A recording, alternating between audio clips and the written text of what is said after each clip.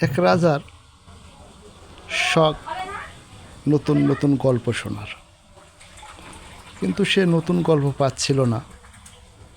তাই সে মন্ত্রীকে বলল যে রাজ্যে ঢোল দিয়ে দাও, যে নতুন গল্প শোনাতে পারবে তাকে 10,000 মুদ্রা উপহার দেওয়া হবে। মন্ত্রী বলছে যে এতে করে তো অনেক ব্যয় হবে।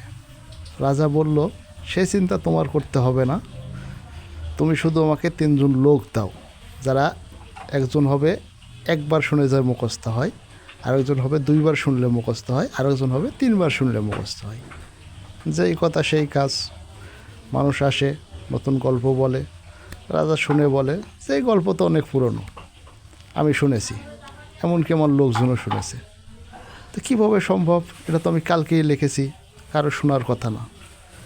তখন বললো, শালে শোনো, যার একবার শুনলে মুখস্থ হয় তাকে বললো তুমি বলো। সে বলে দিয়েছে। তারপরে যে 2বার শুনলে মুখস্থ হয় সে বলে দিয়েছে। তারপরে যে 3বার শুনলে মুখস্থ হয় তার তো 3বার শোনা হয়ে গেছে, সেও বলেছে। মানুষ মন খারাপ করে চলে যাচ্ছে। এক বুদ্ধিমান কবি এটা বুঝতে পেরেছে, তাই সে বলল, রাজামশাই, আমার কাছে একটা কবিতা আছে, গল্প আছে, তো শোনাও। ও তার গল্পের ভাষা ছিল এরকম, সে গল্পের মাঝে এরকম বোঝালো যে সেই সময় আপনার বাপ আমার বাপের কাছ থেকে 10,000 সহস্র মুদ্রা নিয়েছিল।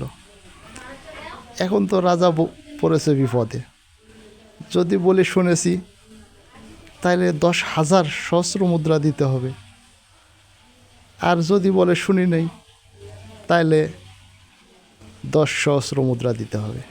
তাই সে বলল, হ্যাঁ হ্যাঁ, এতদিন পর একটা নতুন কবিতা বা গল্প পেলাম, যা আমিও শুনিনি, আমার লোকও শোনেনি।